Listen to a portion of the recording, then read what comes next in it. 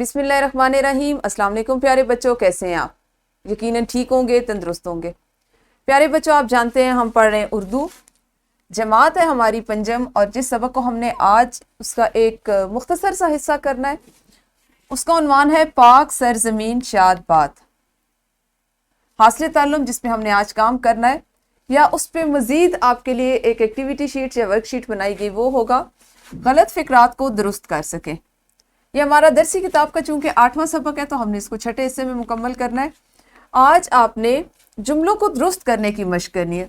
आप जानते हैं कि हम जुमलों को मुख्तलिफ नौइयत के जो जुमले थे उनको दुरुस्त करने की पहले मशक कर चुके हैं, जिसमें हमने इमला की अगलात के हवाले से अगर जुमला गलत हो उसको दुरुस्त करना सीखा, तरतीब के हवाले से गलत हो तो हमने उसको दुरुस्त करना सीखा, और इसी तरह तज़कीर व तानीस के हवाले से, मुज़क्कर और मुअन्नस के हवाले से जो जुमलों में अगलात पाई जाती हैं, जो आम बोल चाल का भी हिस्सा है, उसको हम पहले से दुरुस्त करने की मशक कर चुके हैं। मज़ीद उसकी वजाहत आपको उसकी वजाहत के लिए या मज़ीद मशक के लिए आज उसकी एक और वर्कशीट बनाई गई है, जिसको आपने अभी मुकम्मल करना है। इसमें आप देखें कि गलत फ़िक्रात को आपने दुरुस्त करके लिखना है, लेकिन यहाँ पर तमाम गलत फ़िक्रात जो दिए गए हैं वो तज़कीर व तानीस के हवाले से।